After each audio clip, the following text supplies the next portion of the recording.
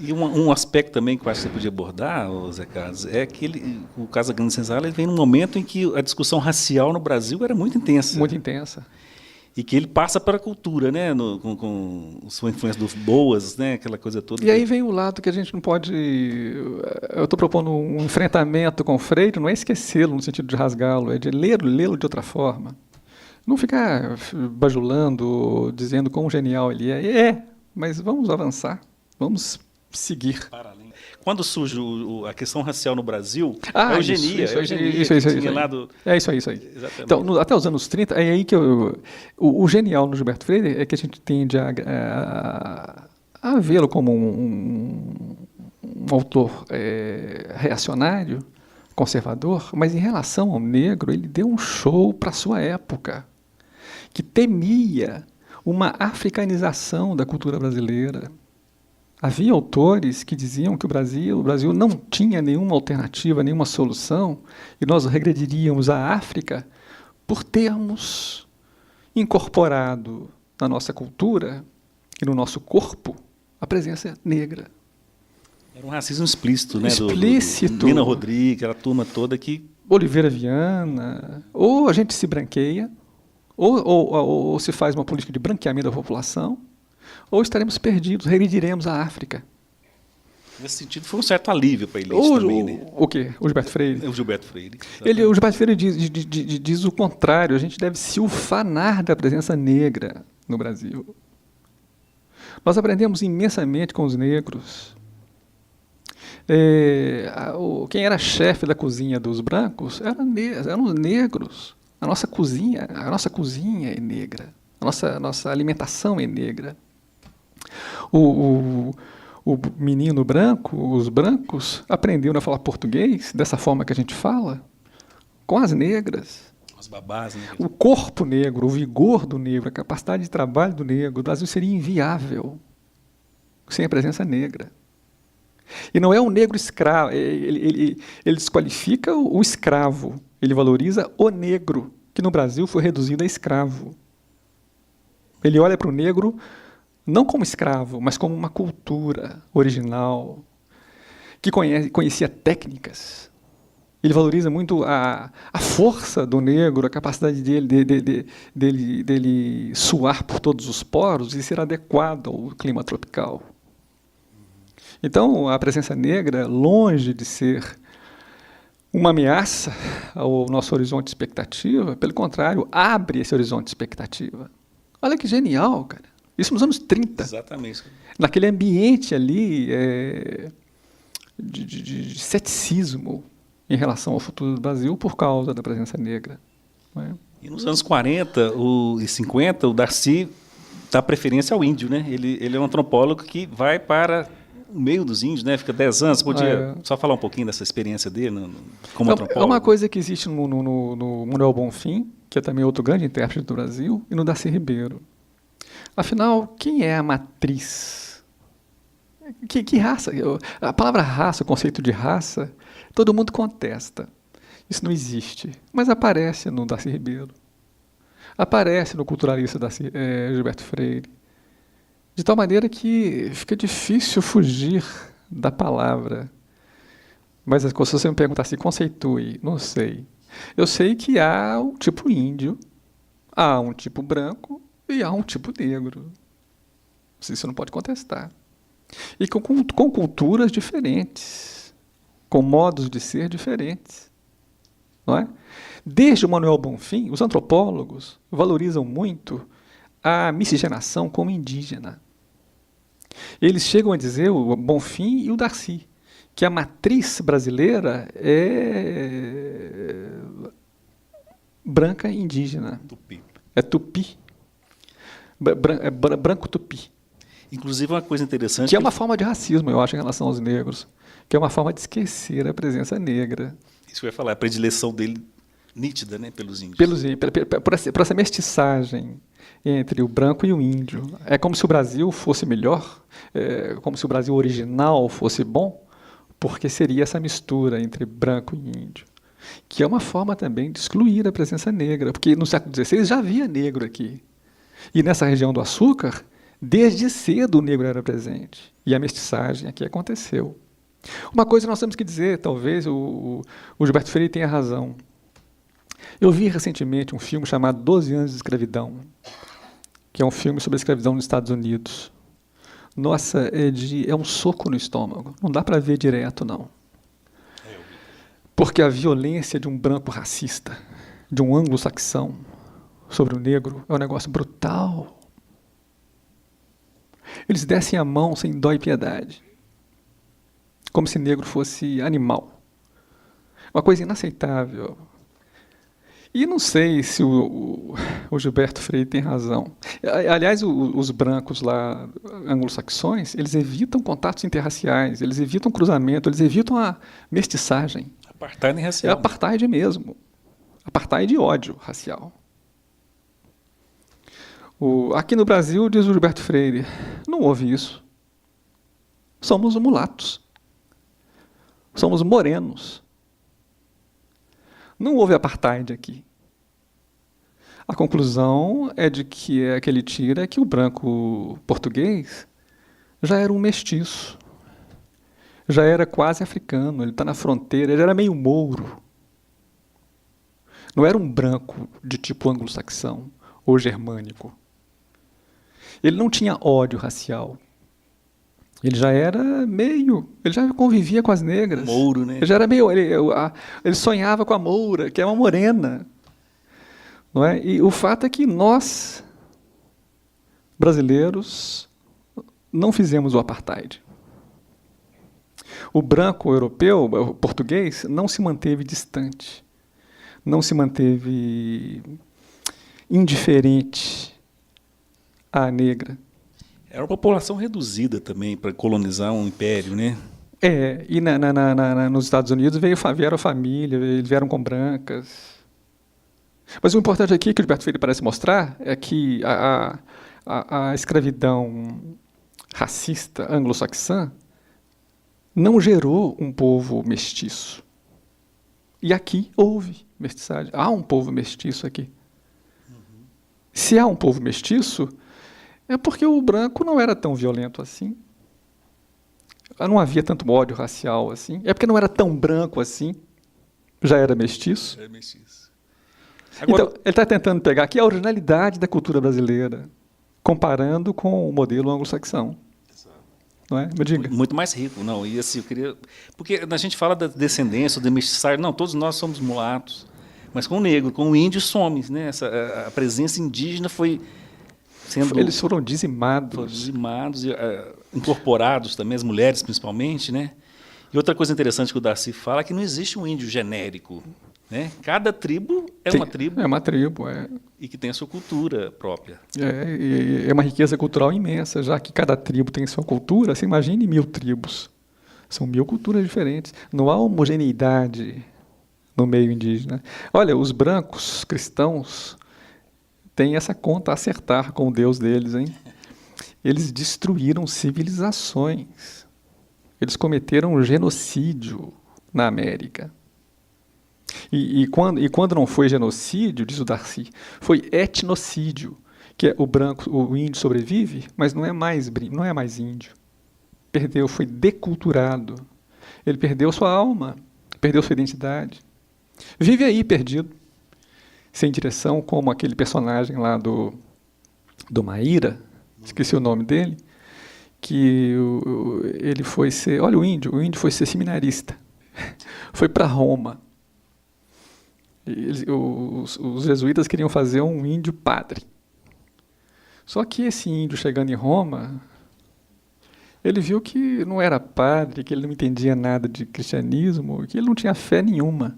E o que ele queria mesmo? O que ele queria mesmo é voltar a ser índio. Aí voltou para a Amazônia, para a tribo dele. Só que aí ninguém mais o reconhecia. Ele não era mais índio.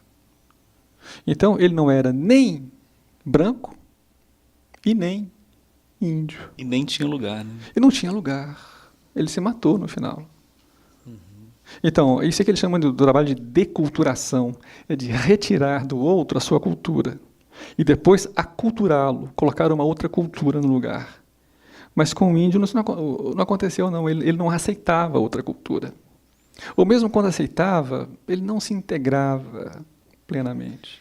E é interessante que o Darcy Ribeiro viveu uma experiência, né, de morar 10 anos nas tribos mato-grossenses, se não me engano, na Amazônia. Na Amazônia. Com a presença do Marechal Rondon, né? Assim, ele vai do pensamento de comunista ao positivismo, vamos dizer assim. Ele faz essa curva. Como é que você pode explicar a trajetória, vamos dizer assim, intelectual do Darcy? Eu acho, de forma positiva, eu posso dizer, de forma positiva, que ele era um desequilibrado. O próprio modo dele de falar, você já viu ele falando?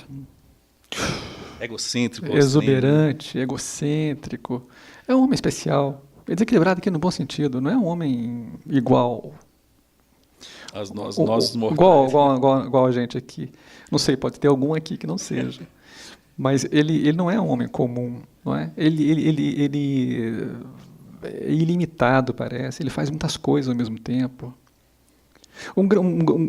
Além dessa questão indígena, ele foi pioneiro nos anos 40, 50, ele foi pioneiro nisso. Não é? Ir morar com os índios, ver se pode. Ele que tinha ambições intelectuais, não é? Ele queria ser... Tá vendo? Quem é o Darcy Ribeiro? Um intelectual? Se for, não é um intelectual que a gente conhece. Intelectual engajado? Extremamente engajado, a ponto de baixar na Amazônia e viver 10 anos com os índios. A ponto de se engajar em revoluções na América Latina. Ele esteve lá próximo do Allende, antes dele cair. Não é? Ele esteve no Uruguai fazendo a revolução. Ele dizia que o que ele queria ser era o Che Guevara.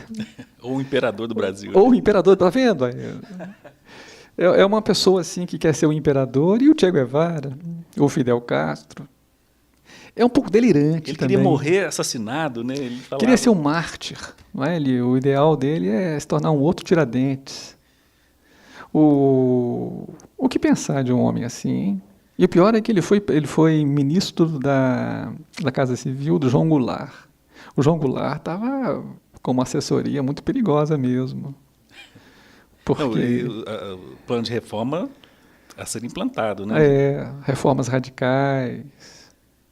O Darcy é um homem excepcional. Uhum. É um homem radical. É difícil o convívio e convidá-lo para ações, isso pode ser muito perigoso, porque ele tende a fazer tudo e rapidamente, ele acelera o processo. E mais recentemente, inclusive, com o Brizola, 400 CIEPs, né? CIEPs, olha só o projeto dele. E aí, no meu artigo que você mencionou, que continua inédito, eu aproximo o Darcy da mãe dele, que é uma educadora de Montes Claros. Ele tem um projeto de educação, a mãe dele era uma educadora. O grande projeto dele, depois do projeto indígena, foi o da educação. Segundo ele, é preciso cultivar os cérebros, no sentido de irrigar mesmo, da população brasileira, sempre excluída, sempre abandonada. É preciso fazer com que essa população conte consigo mesma, que ela tome a sua iniciativa, que ela faça a sua história. E a solução é a educação. Inclusive, na criação da Universidade de Brasília, que ele é um dos autores, né? Uhum. Eles queriam que só fizesse para pós-graduação, né, a universidade. Ele falou, não, vamos estender isso. A educação, segundo ele, é a solução em 2 níveis. Primeiro nível, é preciso educar as crianças. Porque, na verdade, a população brasileira é originalmente infantil. Não se pode abandonar a criança. E não é educar no sentido só de passar informação, não. É de dar café, de dar almoço, de ensinar esporte. É de ter um espaço de educação, que é o CIEPs, que é a ideia do CIEP. Não é só mandar para a escola e estudar matemática. É criar um cidadão. É, digamos assim, proteger esse brasileiro que está chegando. Porque ele fará o Brasil no futuro. E isso é função do educador, é função do Estado, é função de uma política educacional. Isso nesse nível de educação básica. Agora, no nível universitário, e segundo ele a UNB deveria ser o modelo, ele é evolucionista. Ele não abre mão disso. Ele acha que quem não é evolucionista é conservador. Porque a tese do evolucionismo é essa: todas as instituições do presente são precárias e são transitórias, e outras melhores virão. E todo aquele que não é evolucionista acha que as instituições do presente estão consolidadas, são estáveis e devem durar. Por isso ele é evolucionista radical. Ou seja, o presente está incompleto, o presente está inacabado, é preciso seguir. No mínimo reformar, né? Ele é um reformista. Né? Ele tem dois momentos, um momento revolucionário e um momento reformista. Na primeira fase dele, na juventude, mas me faz voltar depois à questão da UNB. Ele era do Partido Comunista. Eu imagino o Darcy Ribeiro indisciplinado na porta de fábrica, aos berros, estimulando a revolução, construindo as condições da revolução. Eu acho que nem o Partido Comunista suportou o Darcy Ribeiro, porque ele era super agitado. Não é? Eu acho que ele era hiperativo. Depois, com o suicídio do Vargas, pensem bem, o Vargas se matou. Vocês têm noção disso? A gente não se lembra da história do Brasil. Houve um presidente brasileiro que se matou da importância de um Getúlio Vargas, que tinha governado o país. Era uma ditadura, mas eu não sei avaliar bem essa ditadura do Vargas, não, porque foi um momento em que o Brasil deu certo, de crescimento econômico, de organização da sociedade, leis trabalhistas, de projeto educacional. Incomodou muita gente. Incomodou muita gente. Então, um presidente dessa envergadura se mata. O Darcy disse que ficou chocadíssimo com esse evento e, desde então, ele deixou de ser revolucionário e passou a ser reformista. Ao invés de propor a revolução, ele propõe uma reordenação da sociedade. Porque a revolução seria um projeto muito radical e muito profundo. E ninguém daria conta, nem o Partido Comunista daria conta de fazer isso. O que seria possível, deveria ser feito, era o que o PTB propunha. Reformas trabalhistas, melhorar as condições de trabalho as condições de trabalho das pessoas, criar melhores condições de vida para a população. Porque romper com o sistema seria impossível. Era preciso reordenar a sociedade. E no Rio Grande do Sul existe um projeto exatamente assim, que é positivista. O Brizola representa isso, o João Goulart representa isso. O próprio Getúlio, né? O Getúlio representa isso. Existem dois nomes na história do Rio Grande do Sul, no início do século XX, que são muito importantes, são os criadores desse projeto, que são autoritários. Eles consideram... A Constituição de 91 do Rio Grande do Sul é positivista, né? É positivista. Eles consideram, esse grupo gaúcho, que o Congresso, que a democracia, que o mundo liberal, na verdade, é a classe dominante organizada para saquear a nação. Olha, bem atual, aliás. Hein? Muito atual. É bom que esse Congresso saiba que existe esse pensamento autoritário aí. E que uma hora aí ele pode aparecer. Borges Medeiros, você fala? Borges Medeiros, exatamente. Borges Medeiros. Porque a ditadura era uma possibilidade, né, muito concreta. Favorável ao povo. Que o ditador não é contra o povo, é contra as elites que exploram o povo. O Getúlio Vargas representou isso. Então é preciso fazer reformas que atendam à população e não às elites, aos empreendedores. Não é?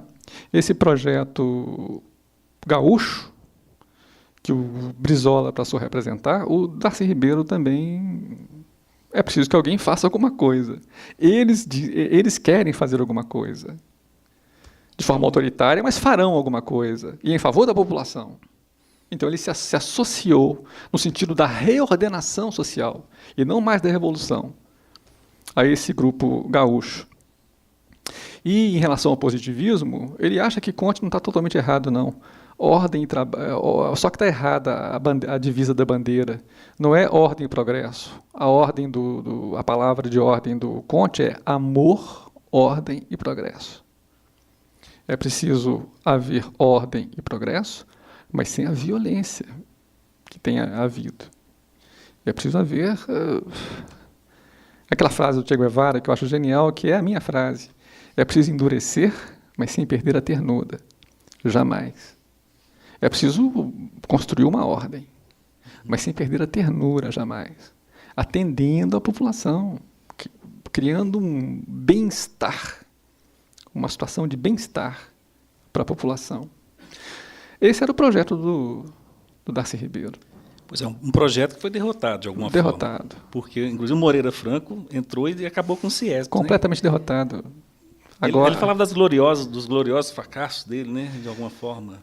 E, sobretudo, depois de 89, com a queda do Muro de Berlim, da queda do Império Soviético, hoje, vocês se lembram, eu estudei nos anos 70, nos anos 80, e havia a Guerra Fria.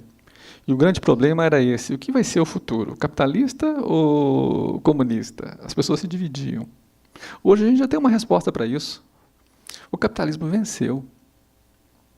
O projeto soviético perdeu. O que seria a vitória do capitalismo? É isso que nós estamos vivendo agora.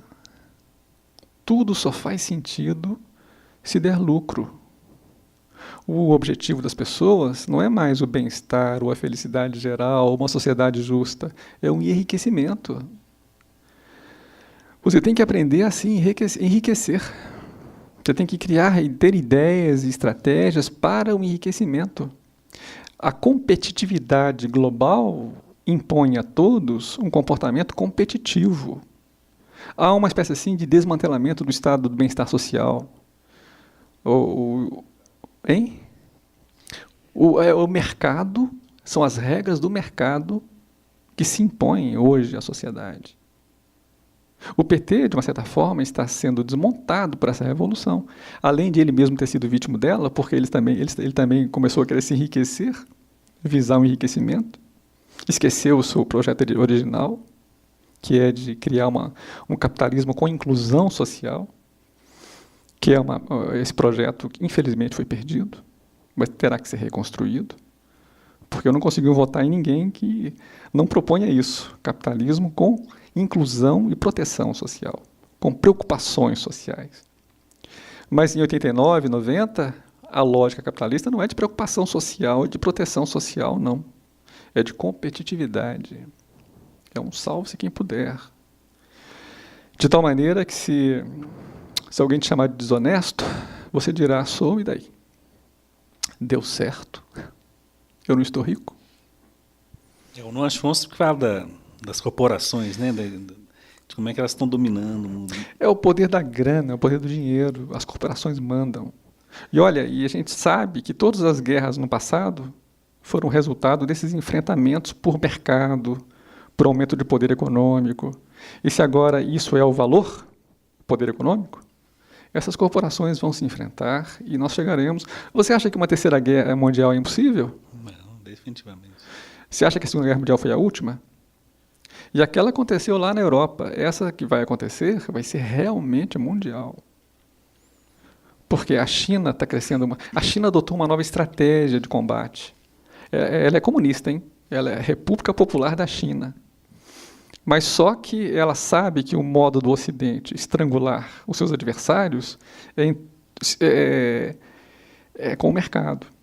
De tal maneira que vai empobrecendo, asfixiando, e acaba virando uma Cuba, assim, toda destruída, toda ultrapassada. A China entendeu isso e manteve o projeto comunista. Isso é a minha leitura, hein? E está lutando judô com o Ocidente. Porque o judô funciona assim: eu vou te destruir com a sua força, com o seu peso. Eu vou te derrubar com o seu peso. A lógica da China. Vocês gostam de brigar com o mercado? Eu vou ser mercado. Né? Eu vou ser mercado e vou te destruir no mercado, com o mercado. E ela está sendo avassaladora.